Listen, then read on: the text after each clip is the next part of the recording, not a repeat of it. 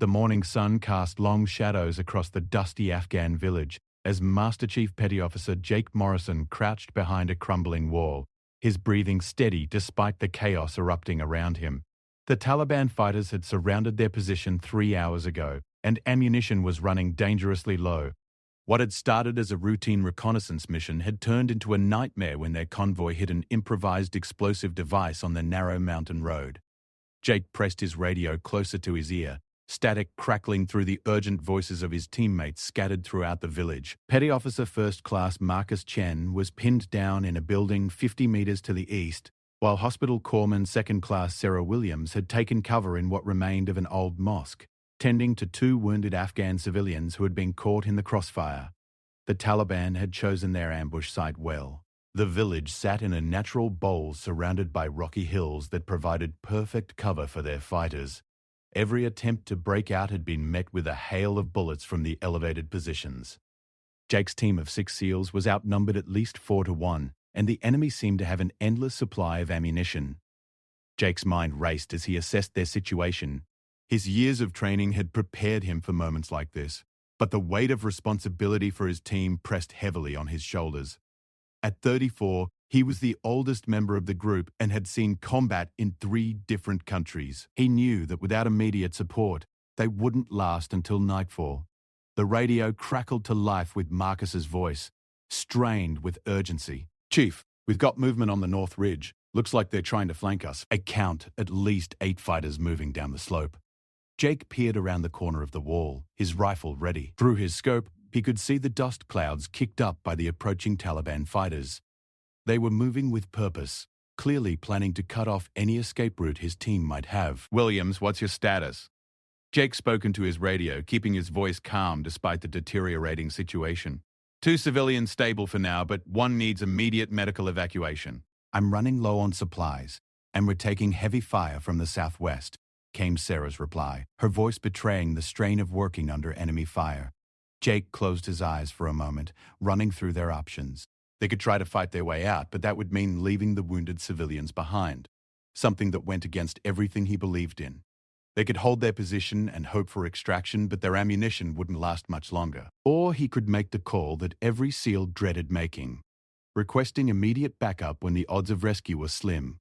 The decision crystallized in his mind as a bullet whistled past his head, chipping stone from the wall behind him. He switched his radio to the emergency frequency and took a deep breath. "Bravo Base, this is Team 7. We are under heavy fire and requesting immediate support. Grid coordinates follow." Jake's voice carried across the airwaves, reaching the command center hundreds of miles away. The response came quickly from Lieutenant Commander Patricia Hayes, the operations officer on duty. "Team 7, understood. What's your situation?" Jake ducked as another burst of gunfire raked the wall above him. 6 SEALs surrounded by estimated 40 Taliban fighters. 2 wounded civilians in our care, low on ammunition and no clear extraction route. "We need help now." There was a pause on the radio before Hayes responded. "Team 7, we have limited assets in your area. I'll see what I can do. Hold your position and stay alive." As Jake signed off, he couldn't help but wonder if help would arrive in time. He had been in similar situations before, and he knew that military bureaucracy could sometimes move slowly when split-second decisions meant the difference between life and death. But something in Hayes' voice told him that she understood the gravity of the situation. Meanwhile, at the command center, Hayes was already working the phones. She had pulled up the tactical display showing Team 7's position and was calculating response times for every available asset in the region. The closest helicopter was 40 minutes away, assuming it could be diverted from its current mission. Fixed-wing aircraft could provide air support, but the rocky terrain and proximity of civilians made precision strikes nearly impossible.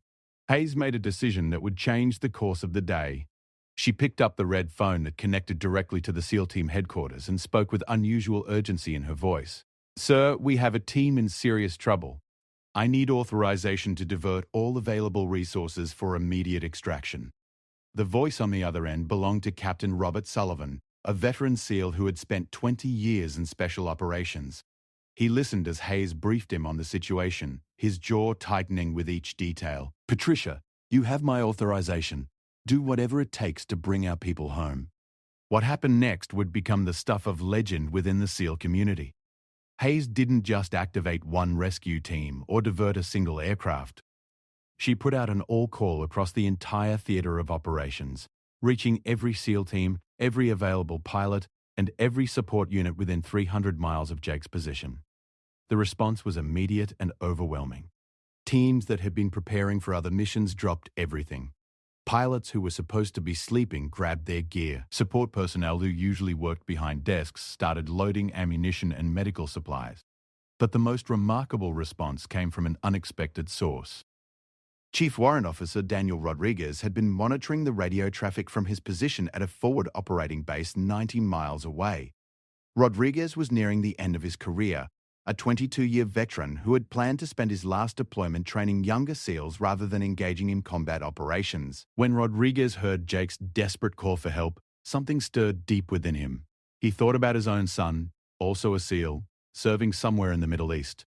He thought about the brotherhood that had sustained him through 2 decades of war, and he thought about the wounded civilians caught in the crossfire through no fault of their own. Rodriguez stood up from his desk and walked to the operations center. His voice carried the authority of someone who had earned respect through years of exemplary service. "I need 19 volunteers for an immediate rescue mission.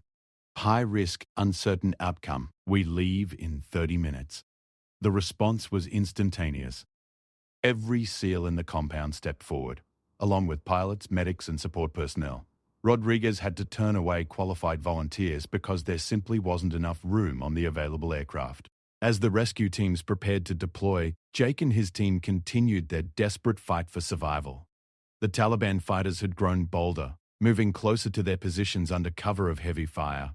Jake could hear Marcus calling out coordinates for enemy positions, his voice growing hoarse from shouting over the gunfire. Sarah's situation was becoming critical. The building she was using for cover had taken several rocket-propelled grenade hits, and part of the roof had collapsed. She was still treating the wounded civilians, but Jake could hear the strain in her voice when she reported her status. "Chief, I don't know how much longer this structure will hold. We need to move these civilians to a safer location." Jake surveyed the battlefield, looking for any option that might buy them more time.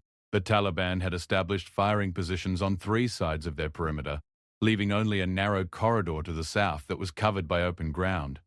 Moving across that space would be suicide in daylight. As if reading his thoughts, the radio crackled with an unexpected transmission.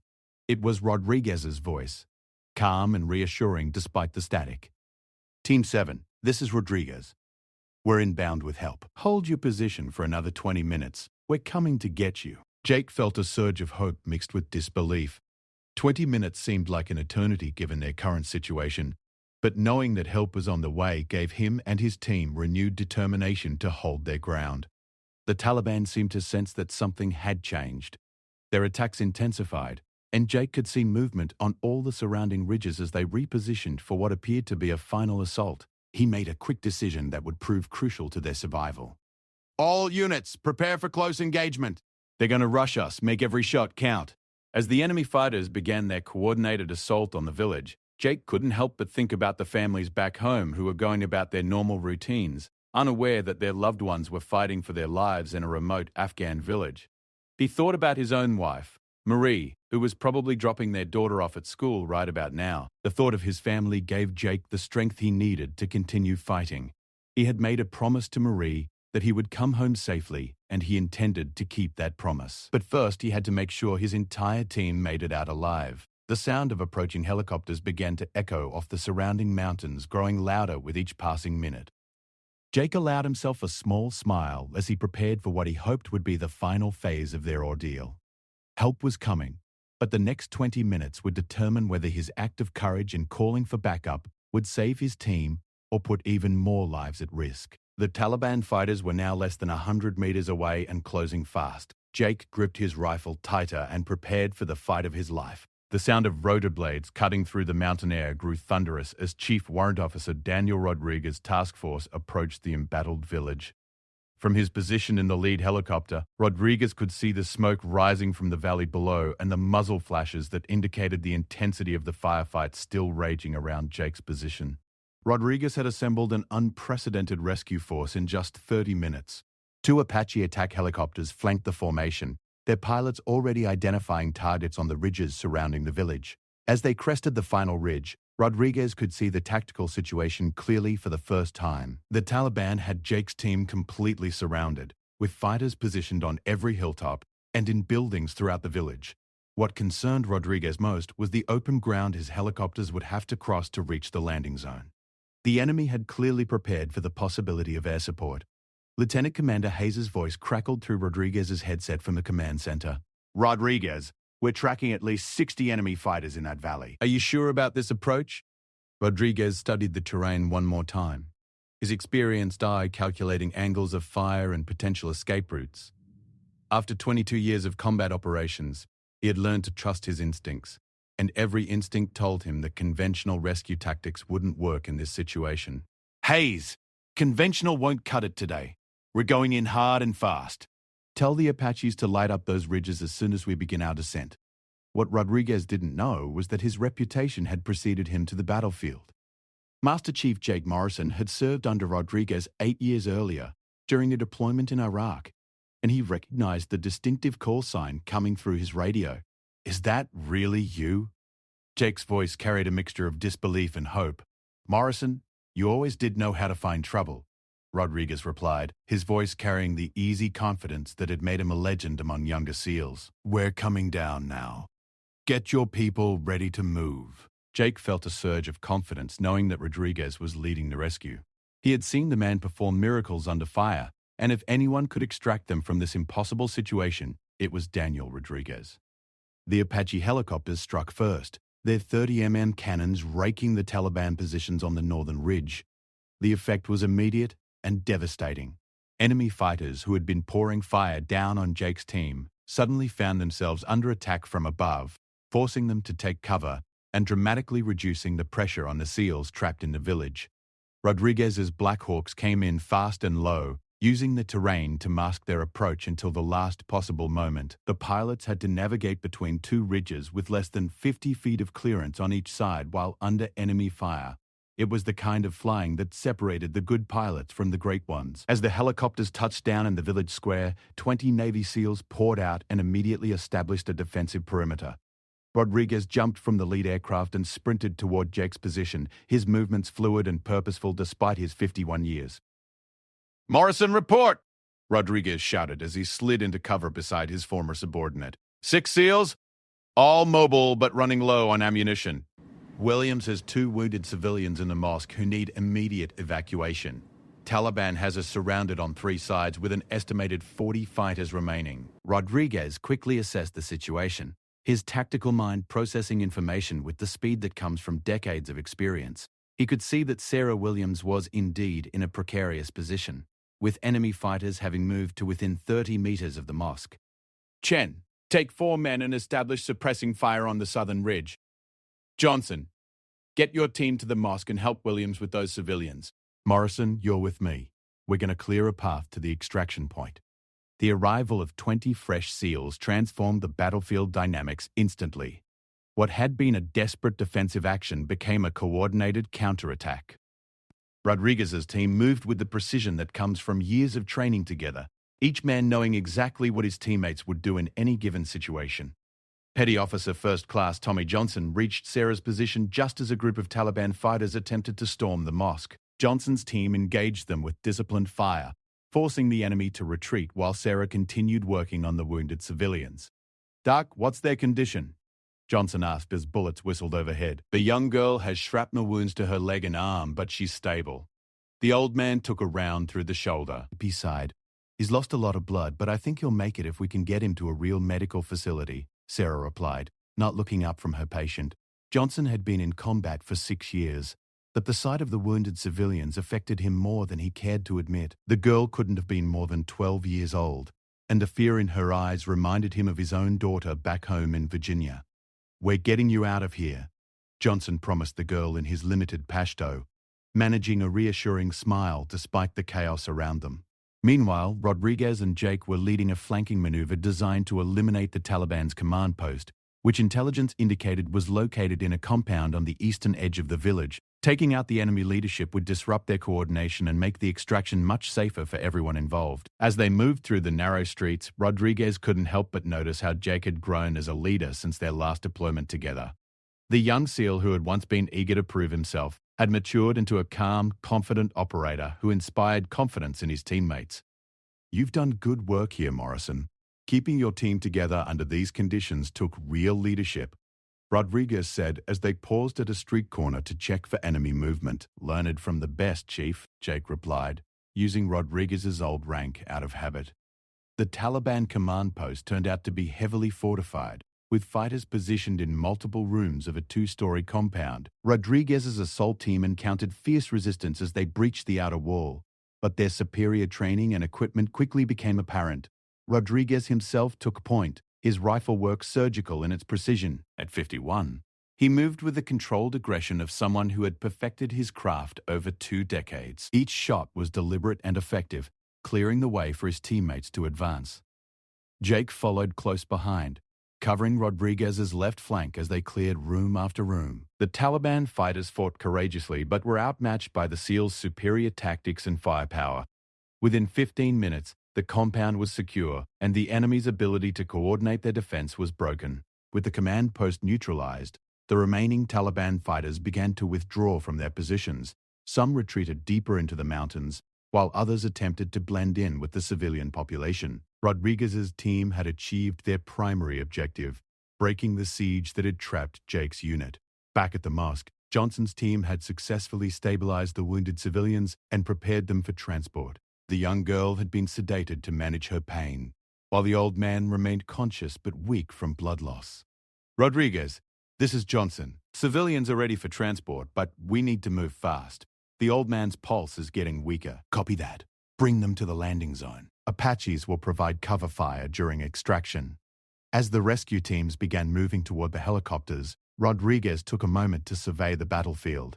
The village showed the scars of intense combat, with bullet holes in every wall and several buildings partially destroyed. But most importantly, all the good guys were walking away from this fight. The extraction proceeded smoothly, with the Apache helicopters maintaining overwatch as the Black Hawks loaded their passengers. The 2 wounded civilians were immediately attended to by the medical team, who began preparing them for surgery during the flight to the nearest military hospital. Rodriguez was the last man to board, ensuring that every member of both his rescue team and Jake's original unit was accounted for. As the helicopters lifted off and banked away from the village, he allowed himself a moment of satisfaction at a mission successfully completed. But the day was far from over. During the flight back to base, Rodriguez learned that word of the rescue had spread throughout the military community. What had started as a routine rescue operation had become something much more significant, a demonstration of the bonds that held the SEAL community together. Jake sat across from Rodriguez in the helicopter, still processing everything that had happened. 6 hours ago, he had been facing the very real possibility that his team wouldn't survive the day.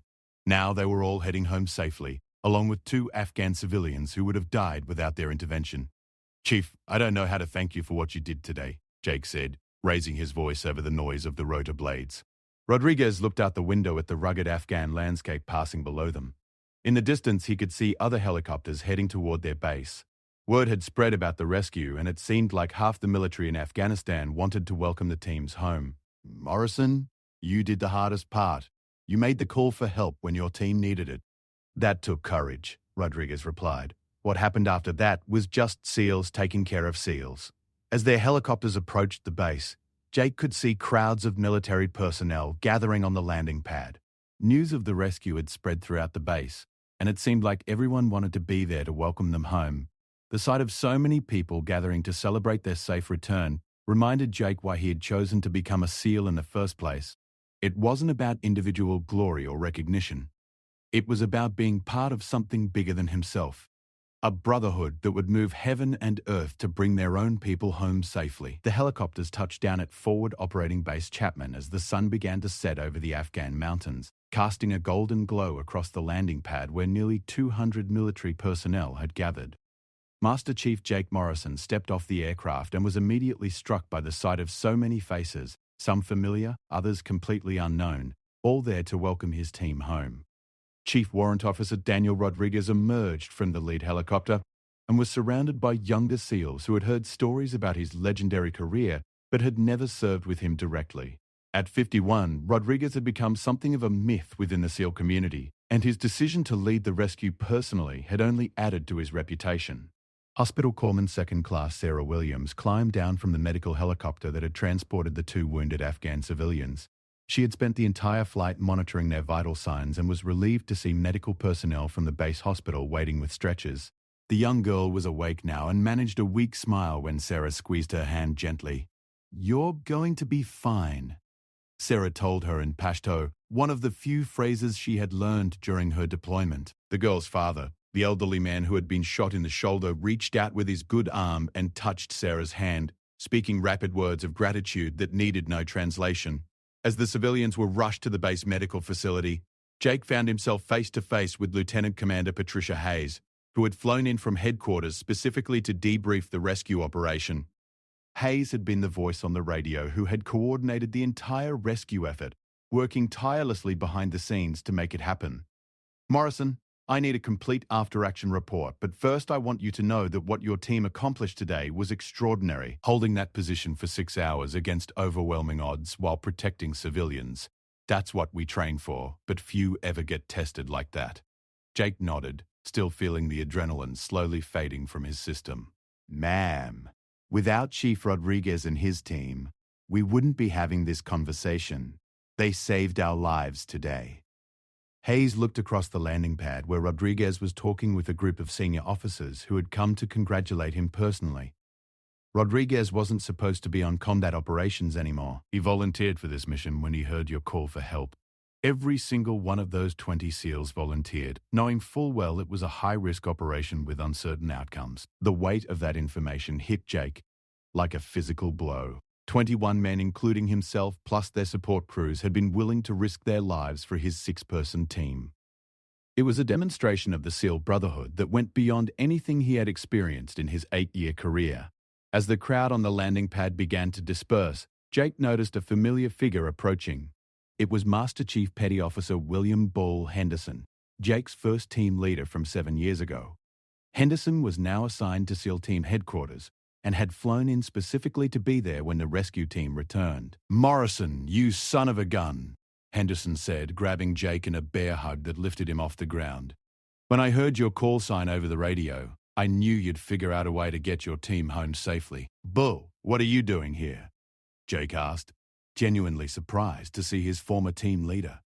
"Kid, when word went out that SEALs were in trouble, every team in theater wanted to help. Rodriguez put together his rescue team, but there were 5 other teams that were preparing to launch if needed. Hell, we had guys volunteering from Kuwait, guys who would have had to fly 6 hours just to get into the fight." Henderson's words reinforced what Jake was beginning to understand about the day's events. This hadn't been just a rescue operation. It had been a mobilization of the entire SEAL community in response to one team's cry for help.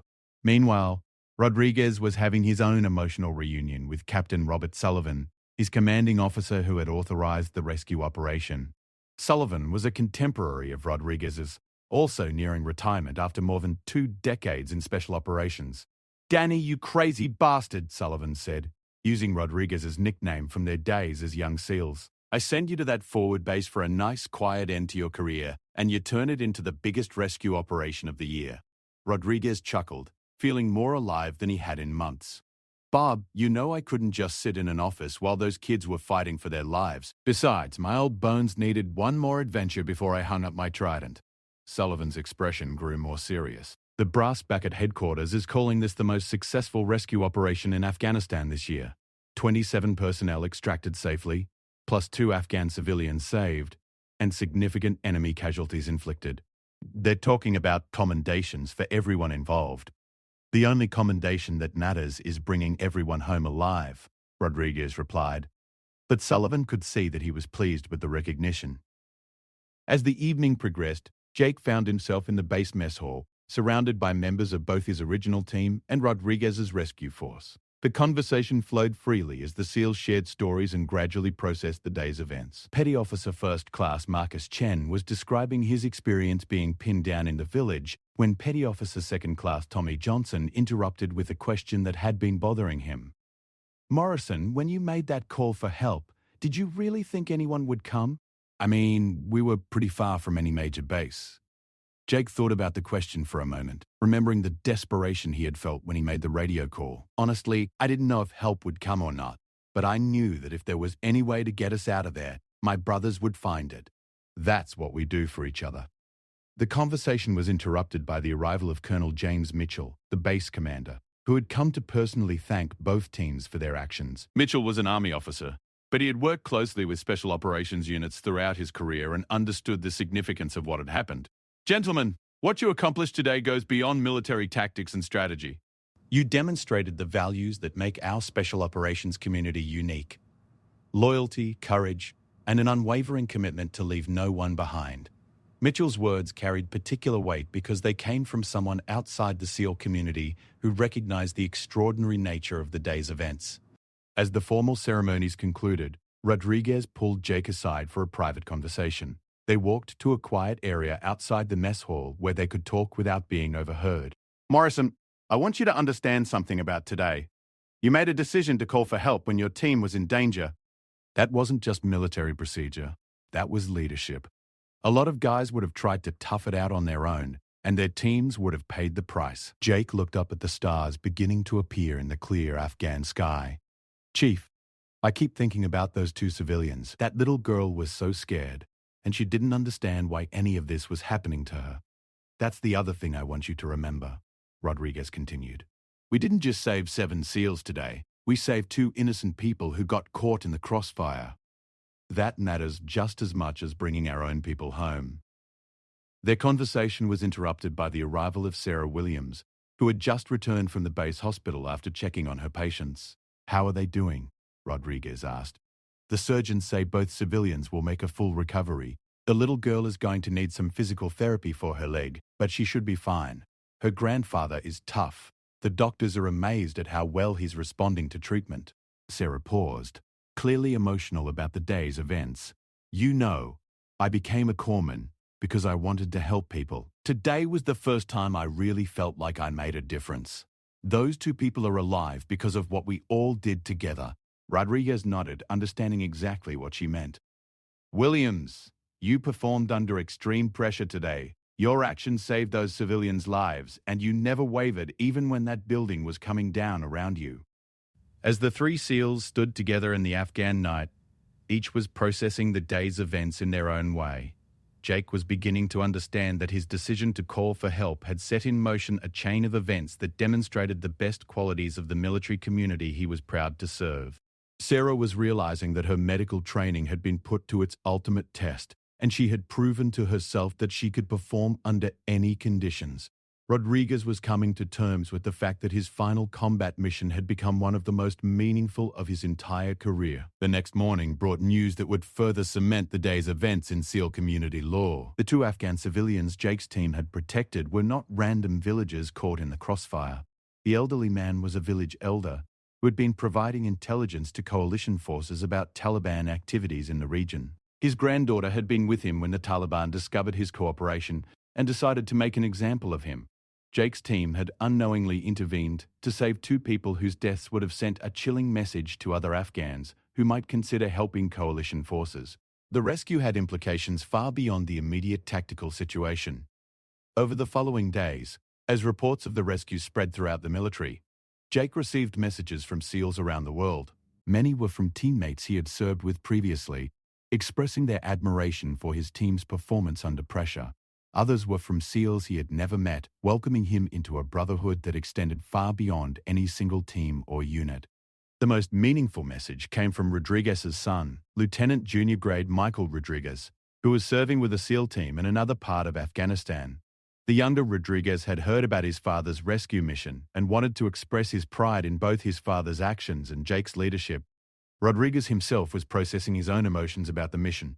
At 51, he had been planning to spend his final deployment training younger SEALs rather than engaging in combat operations. The rescue mission had reminded him why he had chosen this career in the first place, and why the SEAL community held such a special place in his heart. 3 weeks after the rescue, Jake received word that he and his team were being recommended for various commendations recognizing their actions during the siege. Rodriguez and his rescue team were also being recognized. with Rodriguez himself being recommended for the Silver Star. But for Jake, the real recognition came in a letter from the family of the Afghan civilians his team had saved. Written in careful English by a relative in Kabul, the letter expressed gratitude not just for saving 2 lives, but for demonstrating that American forces cared about protecting innocent people caught in the conflict. The letter concluded with words that Jake would remember for the rest of his career. You and your brothers showed courage not just in fighting, but in caring for those who could not protect themselves. This is the kind of courage that brings honor to all who serve. As Jake prepared to return home to his wife and daughter, at the end of his deployment, he reflected on the lessons learned from that day in the Afghan village. He had discovered that asking for help when it was needed wasn't a sign of weakness, but an act of leadership that could save lives.